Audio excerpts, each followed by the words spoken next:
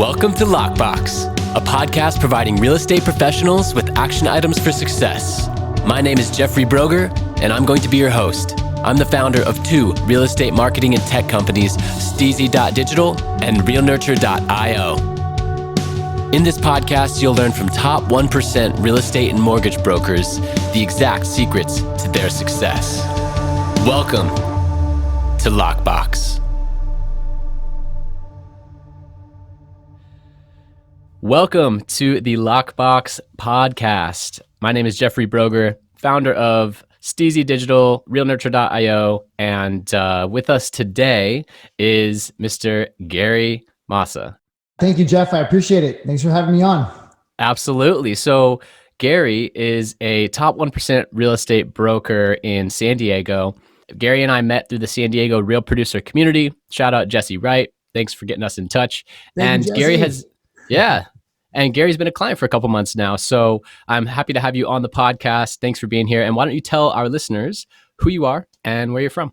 Gary Massa, originally from San Francisco Bay Area, little town called Sonoma Valley. Currently, I live in Leucadia, which is a little community of Encinitas right here in North County, San Diego.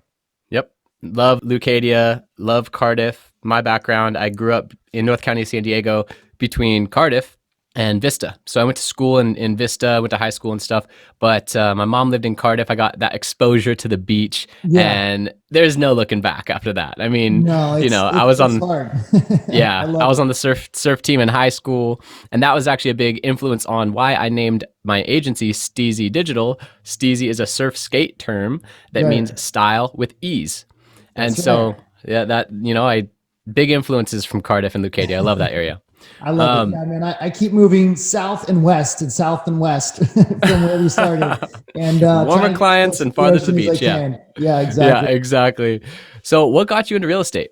Man, great story. Really, it kind of goes back like way far back when I was like 9 years old. My father owned a concrete construction company, and I basically worked from him digging ditches starting at 9. But I watched my dad and my family basically, and I had a part in building homes, and I just loved seeing our work. Like, oh, we worked on that house and we worked on that house, just the tangible product, So fast forward, a bunch of years to like the late 90s when I was in college. There was a real estate boom then, and they were recruiting kids out of college to try to start real estate careers. So I had like a quick introduction to it, but yet realized there's no way I could go on full commission and not pay my bills possibly for 6 months. I mean, I was, in school, living on my own, paying my own food and everything else. So wasn't really a possibility then, but I did a career move change in like 2006 and moved down to San Diego. And in that period of time, I basically decided to move to where I've always wanted to be, which was real estate. And I started in the lending world, but within 2 years had moved into real estate.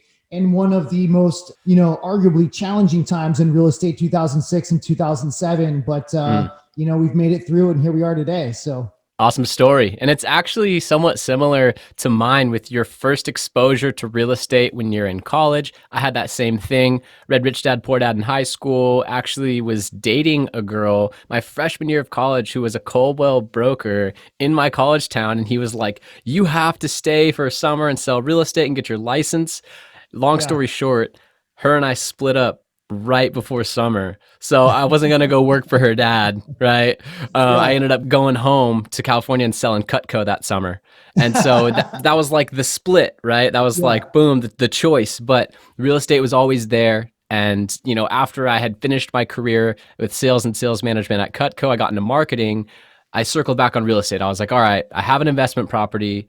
I want to get more into the real estate space. I would love to help top brokers with all the digital stuff, right? Because a lot of top brokers out there are great in person and they're great on the phone, but they need help with the digital and specifically with like lead generation and recruiting and, ads. So, that was the genesis of like circling back. And that's interesting that we both had that like glimpse at real estate. And then we knew it was going to bring us back later and we were going to end up there. I mean, the other funny kind of twist in the story is that when I decided not to pursue real estate in that like very young, like 20-year-old age, maybe I was 19 at the time, I actually did start working for a company selling Kirby vacuums in the same town where I was living at, going to school at. And so we were basically door knocking all over Sonoma County, selling Kirby vacuums, which is I mean, kind of a similar approach, right? To, or Yeah. similar sort of, theory or business theory, I guess. Well, it's like a listing presentation. You show Yeah, up, you do it across the kitchen counter, right?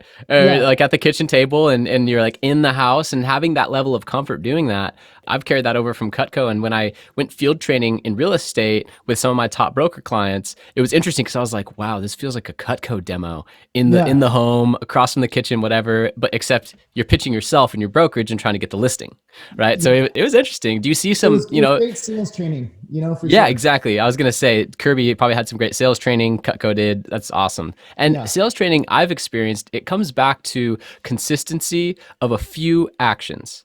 Really just focusing on a few very important things that really drive the needle and produce income. For me at Cutco, it was phone calls. I knew right, that if I made 10 phone calls, then I would set one appointment. And for every, I would have about a 90% show on appointments and then a 60 to 80% closing ratio. So now I can figure out my income based on the amount of phone calls I make. It's an right, action that I can control, and it's a front end leading indicator. It's not your commission check on the back end, right? right. And so that's kind of the concept of this entire podcast is I want to boil down the secrets to real estate success to a few simple actions. So for you, what's the single most important action that you take on a daily basis that has attributed most to your success? Yeah, I mean, great question and great points leading up to it, because I mean, even kind of before answering the question, we'll go back to, the one thing that my team and I right now are focused on. And again, yes, we always have the goals of how much volume we're going to do, how much Of course. income, our gross commission income. I mean, there's all the lagging indicators, right? Which is what we want. But what my coaches helped me understand over time is, like you can put up all the numbers on the wall that you want, but unless you build the bridge to get there, and it's really all math, like you said, marketing is math and sales is math in terms of law of numbers, right? And not that we want to treat our clients like numbers, but the point Right. being is that if you don't, do the activities on a day in, day out basis consistently and put those numbers in, and really real estate's about talking to people, right? In sales in general is about talking to people. And where you're talking about phone calls, yes, like between our team, we've been talking about phone calls and contacts for the last couple of years. And so what we right now are talking about mainly and, following is our tracking our appointments, right? Because I mean, you can make phone calls all day long, right? But if you're not setting appointments and people are like, I've talked to 10 people, I've talked to 20 people, Yeah. that's awesome, right? And maybe those were all really great conversations, and it's a not right now. Real estate is not like a spur of the moment decision. It is Yes. a 3, 6, 9 month decision-making process. And even when somebody's ready to go, realistically, they made up that decision about 3 to 6 months ago, right? That Yes. they started getting warm. So sometimes the random phone call to somebody who, already knows, loves, and trusts you, they're like maybe thinking about it, but it's not like a right away appointment. So it's okay that you can make all those phone calls, but the active ingredient in the equation here is appointments, right? And so if we can't set the appointments and be going on X amount of appointments, a month, then those appointments are turning into actual transactions and, or, stacking the pipeline later on down the road. So, Darren Hardy, a coach of mine right now going through a great program of his, he gave us this analogy, and I don't know if you've seen this before, but basically about pumping the well, right? And so what he says is like, you step up to a well that has, the well is not flowing. You got to pump and pump and pump really, really, really hard, right? So until the water finally gets to the top and it's going into the bucket or whatever you're filling. And then you can like slow down, and just keep consistently pumping, and, the water is still flowing. But the minute you take your hand off of that lever, everything stops and you got to start all over again. So it's the most perfect analogy that I've found, in terms of our conversation here about lead generation, about appointments and contacts and doing the day-to-day activities, is that as real estate agents, we call and call and call for like a month or two. And we're like, oh, we need more transactions, or getting, all of a sudden it builds. And on month 3, we've got all this business that we just can't really get to, right? Like we want to nurse and babysit the transaction. Like, of course we want to be with our clients, but we take our hand off the pump because we're too busy in the transaction and doing all the day-to-day paperwork and all the craziness that goes along with it. And that's the entrepreneurial roller coaster Darren talks about. Exactly. And that's the issue that causes, like you said, the roller coaster, and then you got to pump and pump and pump again. So to your point, it's the consistent calls, but really we're focused on appointments. Yeah, 100%. I really agree with you. And I appreciate you saying that. It reminded me that I actually have this ultimate real estate goal setting Google sheet. It's a smart sheet that I created years ago. And I need to send it to you, being one of my clients. I usually use it as a lead magnet to attract agents, but it breaks down your overall annual big, hairy, audacious goal, right? Your big number Right. of whatever it is, 80 million this year, 100 million this year. It breaks it down to, you can then decide whether you're going to break it down to phone calls, appointments, open houses, whatever your KPI is. You actually choose a little drop down, and then you adjust your percentages of, appointments to conversions and this and that. And it breaks it down to, okay, you need this many appointments this quarter and this week and this month.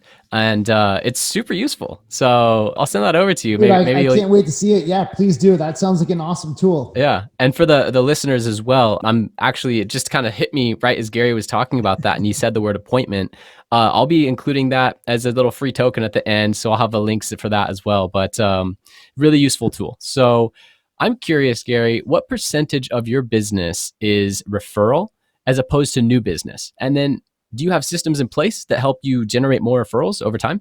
Yeah, absolutely. So, I mean, realistically, dating back, 10, 12 years as we've been tracking the, consistently, it's been like my referral business been between 70 and 80% of our total annual volume.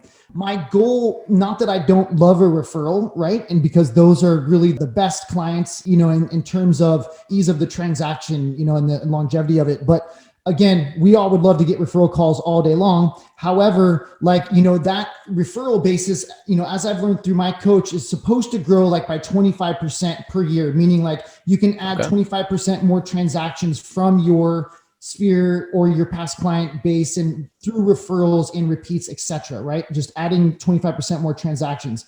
Well, I kind of want to add like 50% transactions and 100% at times. So where that's come from is new business, right? And so, really one of our bigger lead generation sources for new business have been like open houses. Now, realistically, as what you and I are working on, digital marketing and really being in the online space to attract and meet new clients where they're all starting their searches, right? And those sort of methods for new business. But for referrals, because I want to hold on to or retain a higher percentage of those, yes, I mean, we're reminding our clients at different stages of the transaction, how's the service going? Do you have anybody else that you're working? You always got to ask the question or remind them that we work on and by referral. So if everything's working, please refer a friend, but in a tactful, elegant way. Like we don't want to be hounding them in the middle of their experience for new business. You know what I mean? So there's got to be the right way to do it.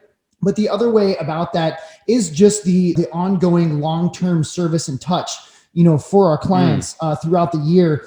Just checking in, saying hi. I mean, not overly bugging them, can I have a referral? Can I have a referral? Whatever the case, but being able to send them items of value, helping them keep in touch with the values of their home and how things are moving up. Enough, I have a high percentage of clients or a decent amount of percentage of clients that are reselling in 2 years, 1 year, 2 years. Not that they just didn't love the house. It's just something's changed, or they decided they wanted a west facing yard as opposed to a east facing, or whatever the case. And so, or clients buying multiple homes. And that's been awesome. Like that to me is one of the highest compliments that I can receive, is working with people over and over and over again, their family, their parents, their kids, whatever the case. I mean, that to me is what this business is all about, in my own opinion.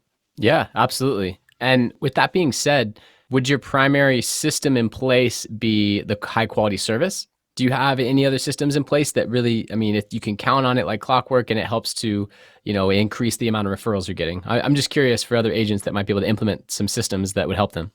Yeah. And again, it's really, I would say the systems are through the high quality service, right? And so that service is systemized out. We have a back end system. I don't know if I should say the name of it because I'm not entirely impressed with it in the first place. And in fact, it is one of our biggest pain points. But the reason why we got this system in the first place was because of the transaction management system that it has. And it has text and email reminders in it, which is taking off some of the smaller necessary things that have to happen, but yet like they're so small, you tend to forget, like Sure. reminding, hey, by the way, Mr. and Mrs. Seller, today is our home inspection. Remember to get the house ready and be gone by the time we get there. Or, you know what I mean? Or reminding, hey, your deposit is due today, or this is happening today. Or a quick video, like I have videos structured throughout the process. It's like, hey, you know, congratulations, your offer has just got accepted. Here's the things that you're going to be looking forward to in the next 17 days. Congratulations, you've removed your contingencies. Here's what this means. Here's the next steps. Because people tend to get in a state of fear when they don't know what's coming next or they don't know what to expect.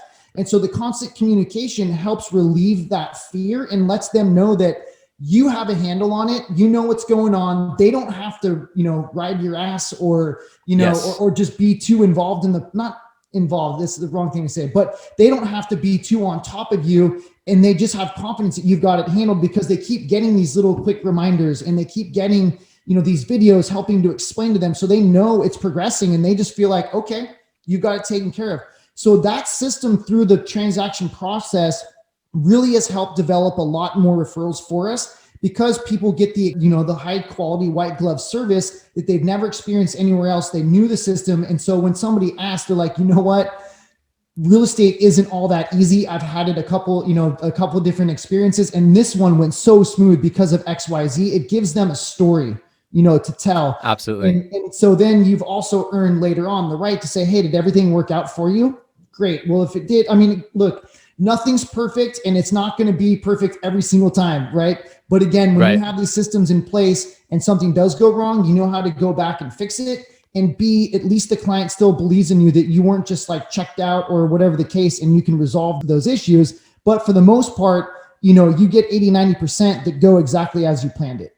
Gosh, that is such an important point. I know that a lot of agents out there wouldn't even consider structuring that level of a system for the minutia, for the basic follow-ups, the little things, the touch points here and there, shooting a custom video that's from you that walks people through what to look for after they've accepted an offer.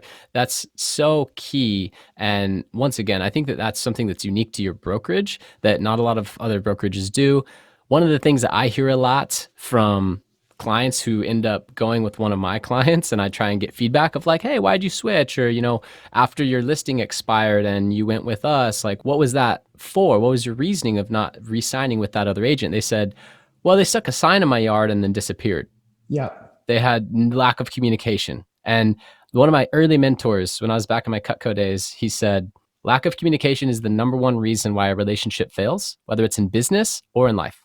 That's right. So that high level of communication, it makes people feel comfortable, makes people feel that level of trust for you grow over the listing agreement time period and even the buyer journey as well. And with that as well, it's so key, the communication, all the systems that you had in place for so many reasons. But I think the number one reason why it's so important, imagine a husband and a wife that just signed with you. They had 5 other agents that were vetting them, right? Right. And then the wife asks the husband 1 week in, hey, what's going on? When the husband has the answer, because he just got that text from you that day and he's quickly able to alleviate the wife's anxiety in that moment, right in that moment, without saying, oh, I don't know, I'll call Gary tomorrow. That's night and day difference. When he can just instantly say, oh yeah, he texted me earlier, this is what's going on. Cool. They move on with dinner. Like they just move on with their life, right? That thought came up, it's handled. But that's because you offered preemptive service. It wasn't like you had to react, which that's awesome. I really, I love that about your brokerage. Well, thank you. And it does 2 things. Like you said, anxiety, I think was the word that I was looking for because, you know, this is a very stressful process in time in people's lives. And it creates anxiety and not knowing. So exactly. So people already know they can answer the question, move on with their life. But the second thing is about an agent is allows you to scale in a way. These are all small things that are very important and easily overlooked. But if you do look at them and value them as an agent, and you're trying to do it all on your own every single time, you're going to literally be so inundated. Or if you don't do it, you're going to be inundated by phone calls after phone calls after phone calls, saying the same thing over and over and over again. You know what I mean? Right. Yet it's taking time away from you developing new business or spending that quality time with your clients doing quality stuff, right? Like they don't really need to know that the appraisal's been ordered. What they need to know is what their next steps are and strategy and like the higher level stuff. And so Yes. that's what kind of helps end up setting yourself apart and gaining more time for yourself and brain sanity. you Yes, know? absolutely. And that's why I'm so big on automation and helping brokerages use that level of automation, follow up, sophisticated automation, not the type that's annoying and just keep sending after someone's not even interested or they're at the wrong deal stage. No, I'm talking about sophisticated automation. That way, it's not to talk to your clients less, it's so that you can Yeah, actually talk to them more, that's right. right? Because that's the whole point. That's when you're most valuable is when you're having a conversation with a client.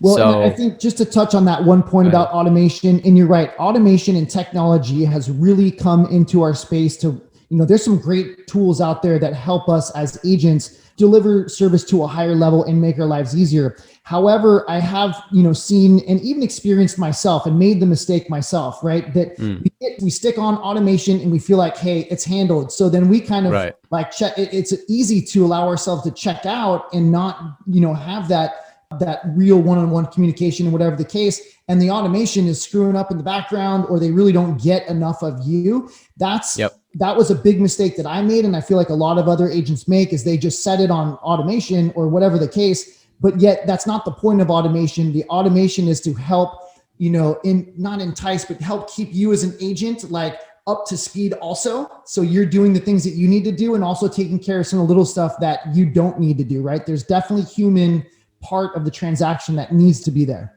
And that's a great segue to my next question. Tesla reinvented the car buying experience by having a consumer put down a deposit online with a credit card. They assemble the car over the next couple of weeks, and then they set a pickup date where you show up, you sign 30 minutes of paperwork, if that, and you drive off. No more 4 hours at the dealership, buying a newer used car, they're trying to get approved for a loan on the spot, none of that, right?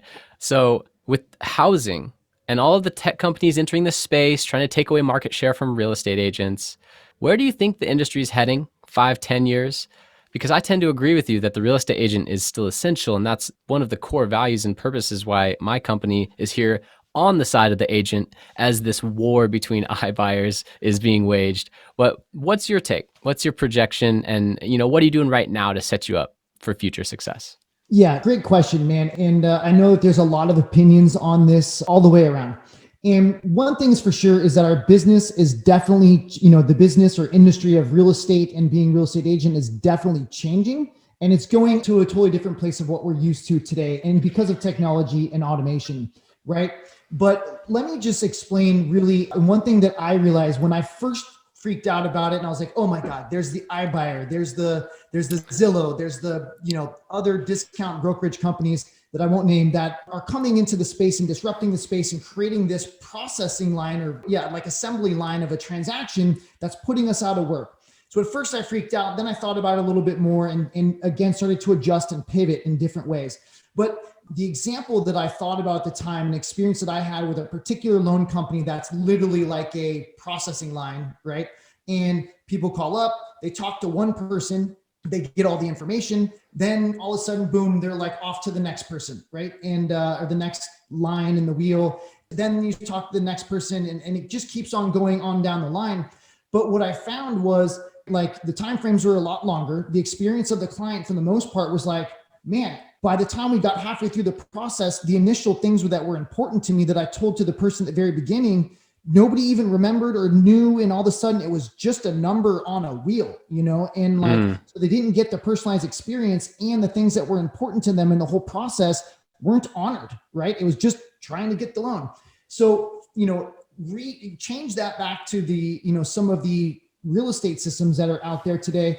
And I'm not saying it's a bad model, not knocking it. It's a model and it's right for some people and it's not, right for other people, right? In some ends of our business. But what I've also heard from agents that have worked for companies like that and clients have gone through the experience, like, hey, we made the mistake. We thought we would save some money and go here in this direction. But the first agent that was just opening the door for me, I told them what was important to me, and all they were doing was opening the door. I couldn't ask them, what about the comps? What about this? Like, they just really weren't that either experienced or connected into the market or just even what I wanted or what I needed. And like, I was kind of all on the island by myself and they were opening the door. Then I wanted to write up an offer. Then it went to somebody else. Then when it got accepted, then it went to somebody else. And then there was somebody. And by the time we got to the end into the loan, certain things that I had negotiated or talked about or whatever the case, they weren't there and nobody knew what to do going backwards. And so it just, everything blew up, or they just had a really bad experience because there wasn't a center focal person, managing their needs, right? This is about a buyer or a seller, not the sale, right? This is normally people's Ooh. families, their lively homes, their investments. And so really, I mean, look, the transaction for like an average 3-bed, 2-bath, 1,500 square feet, brand new home in a community that was just built, that type of transaction may be a little easier to go through, right? And maybe there are people that have been through it multiple times. They just know what they want. They've been through it. They can manage it themselves. That's a very small population, I think, of our clientele base. Most people aren't really as, I'm not saying that they're not savvy. It's just that they don't go through the process all the time, maybe once every 2, 5, 7 years. And as you know, with technology, our industry and the process is changing like constantly. So what worked 2 years ago doesn't work today. And so a lot of these, buyers experiencing that they can't get their offers accepted. Agents don't know how the market is really working, and they don't know, they're not in touch enough to be able to help coach them through to even get their offer accepted in the first place. And then have the experience and the systems to be able to identify what's coming up, what problems are going to arise, and address them and fix them before they actually occur. Or if you get into a situation where something's blowing up and like legal matters are arising, like how do you get through that? How do you negotiate something where somebody's not upholding the contract? There's so many different aspects that can go wrong in a transaction, and my goal is to shield the client from all of that. So at the end, they're like, wow, that was super easy. I'm like, well, what you didn't know was, XYZ LMNOP, we were up multiple nights. I mean, and it happens, man. It's real estate is not an easy thing. And some people just anticipate that it is because they only see the easy part of it on TV, and that's where they go out. So long-winded answer to your question, but I think that automation and some of the Tesla buying experience that you just mentioned will be appropriate in some situations, but where I don't see that actually happening or being the right scenario for most, I would say 60 to 70% of the buyer pool, and then getting into the luxury or multi-million-dollar segment, that requires a special amount of marketing. That requires a special knowledge of the market, finances, and a lot of different things that you just can't automate, And so that's where I feel like the market is really heading, that there's going to be kind of a division in services that will still be available. They'll probably get more efficient in a lot of different ways. And yes, it will shed off some of our Realtor population of people who really might not be able to pivot, have the will or have the energy to do so, or the skill set to do so, which will create like the demand for a higher skilled, what's the word for it? Like somebody who cares more, about the client and about their situation, is there as a long-term career, as opposed to just kind of dabbling here and there. You know what I mean? And so that will be the division, and people will understand the value of full service versus like a discounted or a quick service, right? And I agree. And the way that I think about it is most of the transactions that will be taken up by this new person or iBuyer that's entering the space, they might take up 5 to 10% of the transaction volume. I think at their maximum market cap, they have ambitions to take over, 100%, of course, but they're only at about 2% right now of the actual, annual transactions. And about 10% of transactions every year are new construction, new build. So I relate it more to if you buy a brand new Tesla online with a credit card, you can automate a lot of that, right? No previous issues, da da da da. So maybe they'll fit into a category where they're helping with new builds and they're helping with certain aspects of real estate. But like you said, luxury listings and resale homes, which is, resale homes are 90% of the homes on the market today, where you're buying it from Jim and Sue, who have lived in it since 1981, and it was previously had an owner before that from 1975 and whatever. Those types of homes, they come with, as you mentioned, a laundry list of problems that could come up. They walk in. I heard it put this way in a clubhouse room the other day.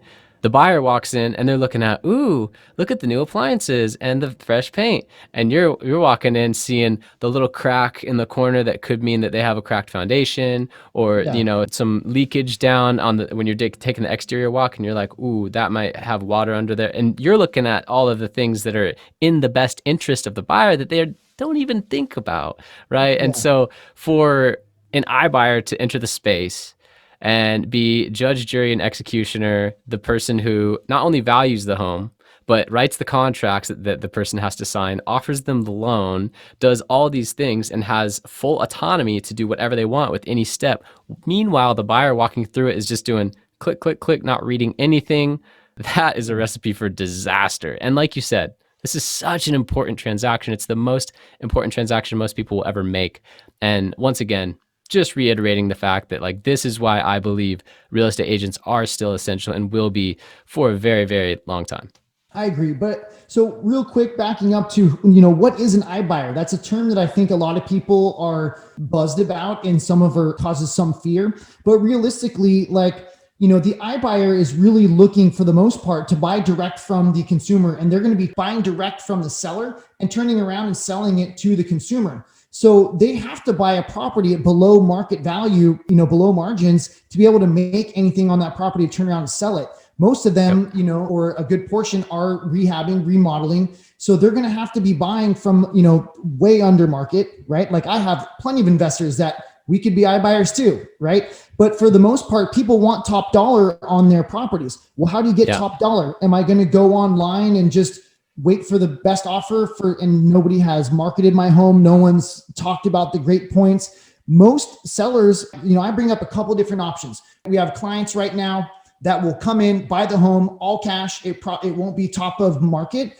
but yet there's going to be some margin, but you can walk away in 7 days, cash in your hand, easiest transaction ever, right? And in some situations that's appropriate. The sellers are totally in. It makes sense for them all day long. But again, when they're going to these companies online, who's looking out for their best interest? Who's, like you said, who's reading the contract? Who's telling them the ins and outs and the little things that might be in there that they didn't really understand or, and later on won't appreciate. So that's the reason why, just like I always say, when you're in a divorce, do you want to use the same attorney for, that your spouse is using? No, most people want their own representation every single time.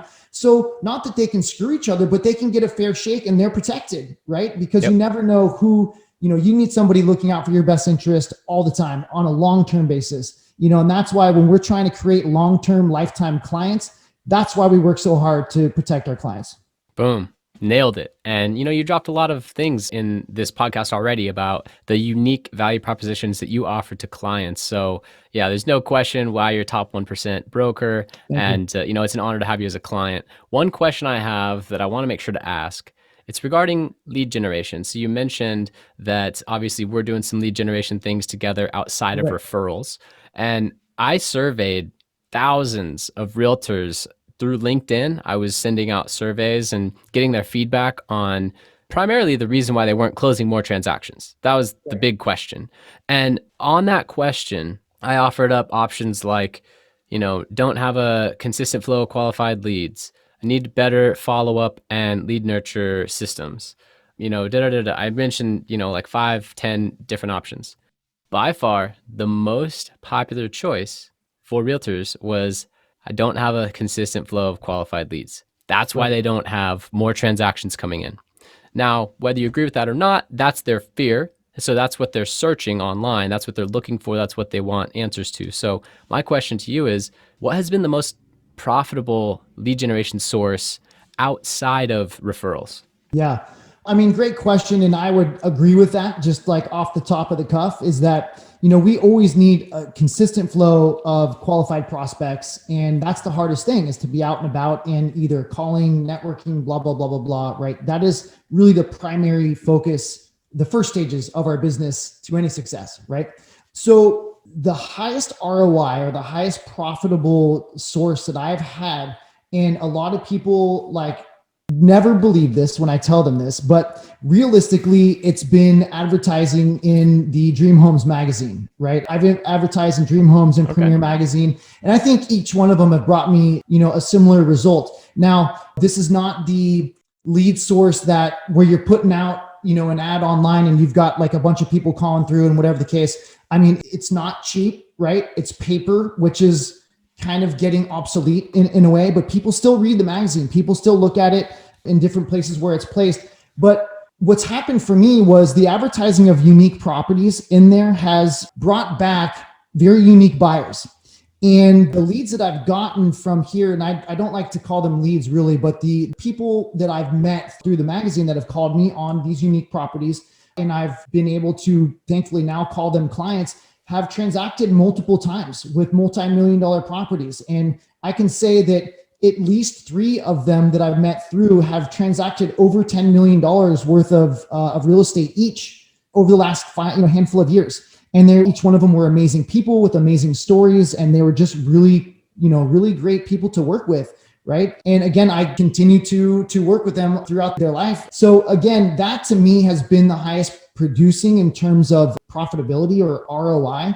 And I continue to advertise in the magazine. And even so, I just started a new page in Dream Homes to present our properties down in Mexico, the team's properties down in Cabo San Lucas. And that's now starting to catch on. And because it's different and unique from what everybody's seeing anyways, we're getting phone calls on it. And if anything, it's generating just a lot of good conversations. But I'm hoping to turn that around really and having the online space be more of my higher profitability, just because I know how much opportunity that there is and how much efficiency in terms of cost per lead and expense and result, and that we can quantify it and analyze it. Because I'm kind of a geek like that. I love analytics and just seeing that something actually works. And it's really hard to measure the value of the magazine, but yet still to this day, that's been the highest profitable source.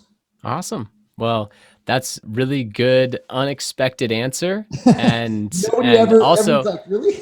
yeah, now that's a goal for me to surpass with the things that we're doing on digital, right? To be able to track more volume than that, which we've had so much success with other agents in other cities that I have no doubt that we'll get there. Oh, So dude, we're going to get there. I got big goals for you, buddy. yeah, absolutely. So what I want to ask is, not everybody is at your level, right? So if there's an agent who's maybe doing 10 million a year, maybe a team leader starting to just grow, doing a good amount of volume, but wants to get to 20, 40, do more. What would be a recommendation that you would give to them? And then also, what advice should they ignore? Yeah, man, those are 2 really, really good questions. The thing is about, I remember back when I was at a level doing 12 transactions a year and I was trying to get to 20 or more. And it was like 2 or 3 years in a row that I was literally at 12. It just kind of happened that way. Yeah. And the thing that changed for me that last year was my coach had been beating me up for like 2 years and saying, man, you need an assistant. You need somebody to help take the stuff that, look, I'm not good at paperwork. And although I'm super organized, I'm not that organized. Right. And it's in my own way. And so it was really about hiring somebody to help take the burden off of me, of the activities that weren't really the highest and best use of my time that I wasn't really even good at anyways. Right. So it was taking me longer. And so if I could focus more on my lead generation and focus more on my current clients and developing referrals and developing a better experience, my business that next year went from 12 to 22, I think. If numbers might be slightly off, but I'm pretty certain we broke 20 that next year. And then I've stayed at 2022. With one assistant, right? With one assistant, yes. And do you mind if I get more granular on that so that we can set expectations for the listeners? Yeah. Okay, so is that like 40-hour a week, 20 hours, $20 an hour, like $3,200 monthly expense? Like, what's the overall kind of loose structure you can estimate? But I'm looking at like, how much did you need to spend to get that assistant? How many hours are they offsetting? And then obviously you were able to double your business the next year. So no matter what it costs, it was worth it. No, it was definitely worth it. And quite honestly, it literally almost broke me, right? In terms of like, that same year I switched brokerages, right? I went from a team to myself, took so on much work. An assistant, like, right before I made the transition. And that was a big transition anyways. But if I remember correctly, it was the year before I actually got the assistant, that's when we moved to 20, right? And then I transitioned out. But I was Okay. paying somebody like maybe for 20 hours a week, you know what I mean? Okay. And they were doing like transaction coordination. I don't want to call it filing, but like helping me out with my databases and just kind of like some of the marketing stuff that I would like, just simple stuff. I mean, there was Yeah. nothing complicated about my business at that time, you know? And so it just took a lot off of me. I don't remember. I think it was like 18 bucks an hour, something like that. Again, Right. this is like 2012 or 13, right? So times, definitely have changed. But, fast forward to where we're at today, and each step I believe has been able to be achieved by being able to delegate the work that, again, I love marketing. I love making videos but all the extra design work, and it takes a lot of focus, and it's a specialty, right? And so Hmm. to focus really hard on marketing is definitely going to take your eye off the ball and lead gen, and vice versa, right? And so that's always been my problem. And so, I'm not trying to plug my team, but this is why I built a platform for my team members, is because my goal is to help my team members grow their own business. So we put into place an operations manager that handles basically from escrow, contract to closing, including TC stuff, but I mean, on a much higher level, right? Just communicating Right. with the client, just like working for you and for the client, marketing team behind us, right? And in coaching and all these things that basically we've removed all of those challenges in terms of like distracting them from doing what they do best, which is working with the client, right? And lead generation and getting clients through the transaction. That's all that I want our team members to focus on. And we've taken all the rest of really most of the rest of the responsibility off of their shoulders so they can focus on that. And that right there will definitely help people then just double their business from 10 to 20. And that's what we're trying to create, because again, when you take your eye off the ball of the lead generation, that's when you have the roller coaster. So we're trying to eliminate that. Now, the second question that you asked was what? I forgot. It's, what bad recommendations do you hear given to other real estate professionals slash what advice should they ignore if they want to really grow their business?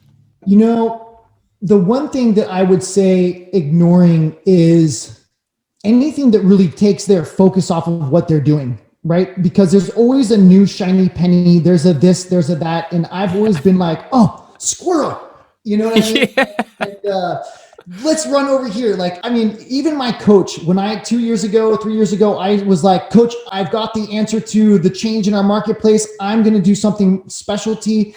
I'm going to sell houses in Mexico. He's like, what are you doing, dude? And I mean, for me, there's a reason why I did that, but he thought it was a distraction, right? Yeah. It's turned out to be a very good move in a lot of different ways. Not that I'll explain that now, but the point being is that there's a lot of other things that took my attention away. Like, oh, I'll try this marketing system and I'll try that, whatever the case. Right. Although through trial and error have come to some really great solutions right now. But the point being is that there's a lot of stuff that can derail an agent or a person from the focus of their goal. I feel like people really, if they've set a goal, they have the right mindset and they literally just focus on it and just do the daily activities that they need to do, solving problems along the way to help make their business more efficient. But take 1 year and eliminate all distractions and all the people being like, you need to do this and you need to do that, blah, blah, blah. If you have a coach, listen to your coach, but everybody else, like, tune it out, stay focused, and keep your eyes on the prize. And if you give it 1 solid year, 2 solid years of focus, you'll be amazingly surprised at what you can accomplish. Oh my gosh, even 90 days. Yeah, So, exactly. with that being said, it's really important to say no to things. Right. Wouldn't you agree? I do So, agree. so what's your process for evaluating what to say no to? Man, it's a great question as well. And I can't say I've been perfect at it, but the last 2 years, we had to really evaluate on on saying no to certain things. Right. And it's really and I used to be like the yes man, like, let's do this, let's do that networking, join this group and anything I could possibly do. And it was running me into an early grave. I promise you. But the point is, to your question, you have to have a goal written down and you have to have what your business plan in your goal. And if that activity or whatever it is, even if it's a cocktail hour and again, if you're in that year of focus and determined to really change your business, then you got to evaluate every single ounce of your time, right? Is that cocktail hour, fall in line with my business for what, or my goals for whatever reason. Is it getting me closer to or farther from my goals? Exactly, right? Is joining this networking group going to help? Is doing this activity, doing this marketing system, investing in this, blah, blah, blah. Does it correlate with my core set of goals and the value that I've outlined for myself? If not, you've got to say no. And I mean, I think it's Richard Bronson had a great podcast or video about saying no to all of these things. And I can't remember exactly what it was, but I watched a YouTube video of it like a few years back. And he talks about this exact same concept of like what he has to say no to be able to say yes to so many other opportunities. And it's funny because when you're saying no, you're like, damn, I really wanted to be able to take that investment or, work on whatever. And then when you don't, all of a sudden something else comes up, right? Like you put your energy out into the world and it's like a test of what you really want. And then all of a sudden that opportunity comes up and you're like, yes, that's why I've been saving my time. Because if you're not doing the activity that's going to push you forward on your goal, you should be resting and relaxing and spending time with your family or just doing something that makes you feel recharged. Because you need the energy, right, to deal with the things that we do on a day-to-day basis. And if you're that focused, you're probably working from like 6 a.m. to 7, 8 p.m. or later every single night. And so you need the time, Wow. That's so true. And having that goal, that clarity is the first step to anything. I mean, goal setting, it's a science, but it's also, there's an art form to it, and really just committing to the goal. I have my dream board right here. It has photos printed out straight from The Secret, right? Photos printed out of the life that I am designing every single day. And then through a coaching and consulting business course that I went through, I have what's called a morning formula. Every morning, it's like 15 pages, single space font of literally typed out the life that I'm designing. It's a hybrid of where I'm at right now and where I'm going. So it almost trains my brain to accept it as truth because it talks about now, but it also is painting the picture of the future as if it's already happened. Yeah. And so it's really powerful to read that every morning, set my intention. And then when an opportunity comes up, it's just like you said, I do that same thing. Is this getting me closer to or farther from my goals? And because I just rinsed and repeated it that morning through my head, it's fresh. And I say, oh, that's getting me farther from thanks, but no thanks. Right. Yeah, so exactly. Saying no is so key. I have taken up enough of your time, but I really appreciate you being on here. And I'm curious, how can listeners contact you if they want to get in touch with you? Either, I don't know, maybe to join the brokerage, to get in touch with you for a referral partner, or to find, sell a home. What's the best way?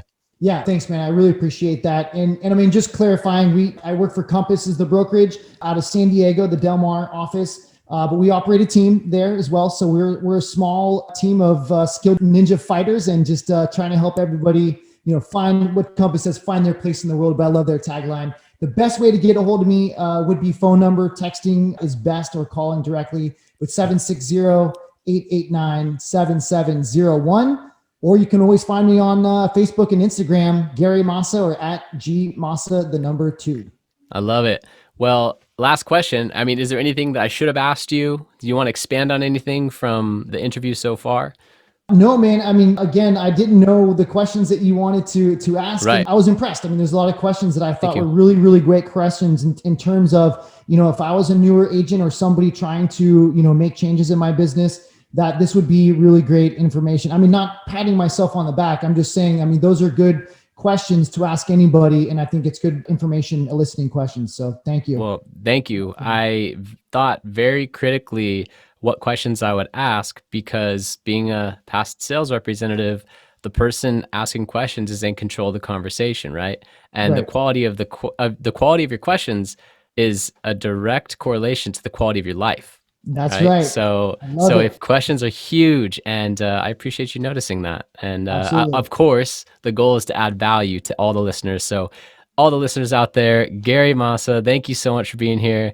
And, obviously reach out to him if you need anything. You know where to find me. Thanks. Thanks, brother. I'll see you soon. Bye-bye.